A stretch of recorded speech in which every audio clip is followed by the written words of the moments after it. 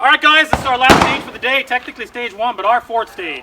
Right-handed shooters start in the left start box. Left-handed shooters start in the right start box. Rifle loaded, held at low ready. At buster, shooter will engage the mini IPSC steel target with 1 hit from each side of the barricade while both feet remain within the start box for 2 hits total. Shooter will then move between these fault lines to the other start box. While between the fault lines, engage only one of the white paper targets while between the fault lines. From the other box, shooter will engage the steel target again with 1 hit from each side of the barricade with both feet remaining within the start box.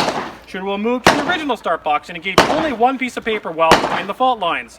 When they're back in the original box, shooter will re-engage the steel target with 1 hit from each side of the barricade with both feet remaining in the start box. Shooter will move to the second start box again, engage the last remaining paper target while between the fault lines, and then finish by engaging the steel target with 1 hit each from each side of the barricade with both feet remaining inside the start box. Anything less than 8 hits on the steel will be counted as a miss. Any steel hit using the wrong side of the barricade will not count as a hit, and engaging more than 1 piece of paper while moving between the boxes will be scored with a no hits on target penalty. Did you start the glasses? Yes.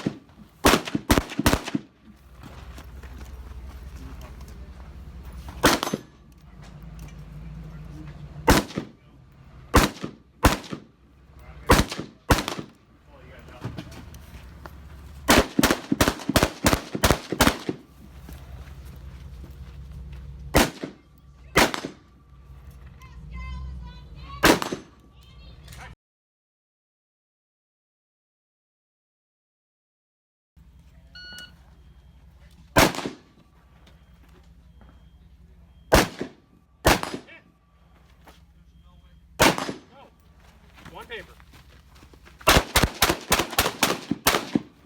The 2 best hits count. That's why they're trying to. That's why if you're getting a smooth little walk across and not. You have to stop and shoot. Generally, they're moving. So you never want to be just standing in one place, becoming a big target. Even a slow walk counts as moving. And bad guy shooting at you, you will not.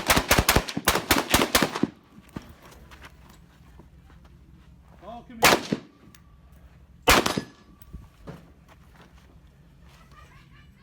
All right.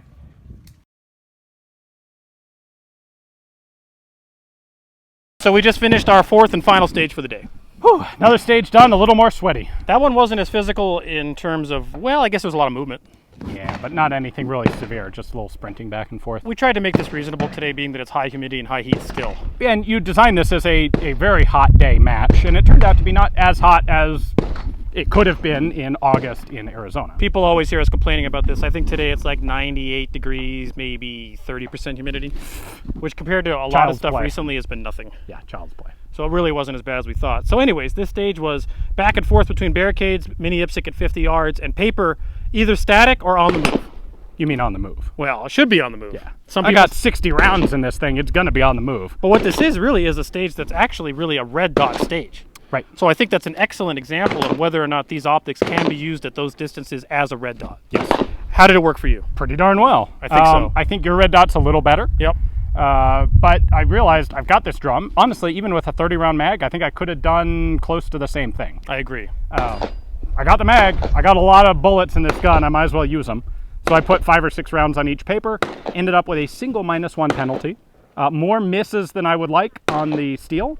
Part of that is this is another choice, like in the last stage, where if it had been just the static steel, I would have bumped this thing up to 2 or maybe 3 power. But because we were going to be shooting on the move, I wanted it to be red dot-like, and so I left it at 1 so that I'd have a nice, easy open eye box. Yep. And I think that was a good idea, but it meant, combined with some mediocre trigger control, that I had a lot of misses on the static. I would say that although your ability to continue shooting while on the move and getting decent hits, you only had 1 -1 on the paper, Yep. is indicative of the quality of that scope at 1x. Yep. And the dot was bright enough for you to see it and use it. Easily, yeah. So I don't even quite have it all the way turned up. So it's going to be interesting to see what happens with the Leupold Mark 6, but as of now, that was pretty solid. This optic, I'm going to go ahead and say this right now. If you do not want a red dot plus magnifier, this thing's fantastic. Okay. We probably could do a whole video reviewing just this, but as of right now, I did everything I could have done with a red dot with this, within this environment, really not impeded. Excellent. The eye relief was excellent. I never had a hard time with it.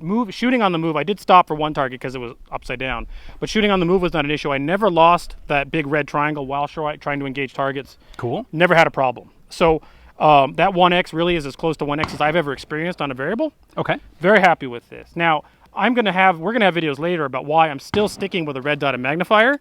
There are other considerations, perhaps. There are other considerations, but I will go ahead and say this. If you want a variable optic and night vision and or other things are not on your radar as a need, then this is a fantastic possible single optic choice. I really like the magnification options. I like the fact that it's dual illuminated but has no battery. Yep. You never have to turn it on. It just is and works.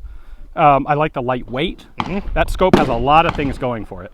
It does. You can also even screw this dial here and change the amount of ambient light you're bringing into the red triangle. Right. The equivalent of the electrical tape on the ACOG thing. Yep. So while this doesn't have necessarily all the capabilities of a red dot plus magnifier, plus the ability to take that magnifier off and do things like add a PVS 14 behind it, this thing has no batteries, just works, you just use it, durable, ready to go all the time. And light. And light.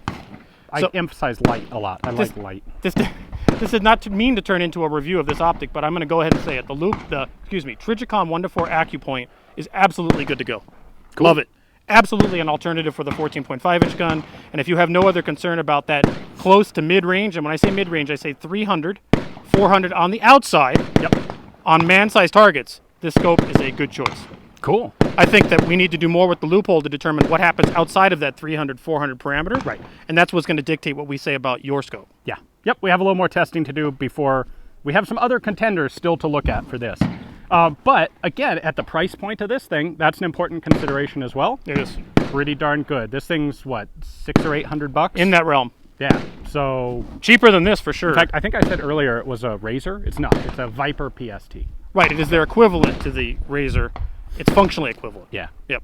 1:6 clear glass. It's made in the Philippines. Okay. I think that's the main difference. Okay. But wow, I think great scope. It's worked fantastically well.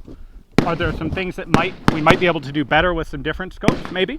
We'll tinker with that. But you won't go wrong with this, and it's certainly going to be cheaper than any of the other options that are comparable. So we do know that the next match we're going to bring these guns out to is a match that's going to be oriented entirely towards long range in the field. Yep. Well, longer ranges in the field. Right. We're going to swap that out with the Leupold so you get some time on the Leupold. A Leupold Mark 6, 1:6. I'm going to leave this on here so that I can give some input towards how did this work in the longer ranges in the field with just that triangle stadia. Okay. So I know what this works like in this 1 to 200 realm that we're dealing with here.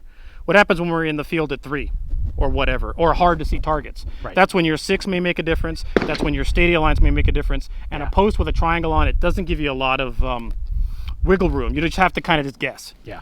So other than that, I think we kind of did the match conclusion and the ops conclusion right now. Pretty much together, yeah. But So, that's okay. I have nothing else to say about that besides good to go on this scope. That scope's also good to go, but we want to test it against one more scope. So stay tuned for that video. Why don't you take it home?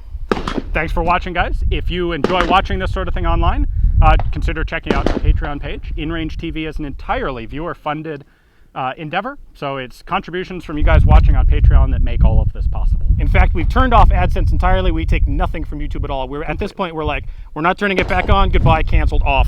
Yep. We're done with you guys. The old media can do its thing. We are Patreon only, and you guys have come through and kept InRange alive. Absolutely. Yep. So if you can't afford to do it, we totally understand. Just share the channel with your friends, other people you think would appreciate it, and thank you very much for watching. Thanks a lot.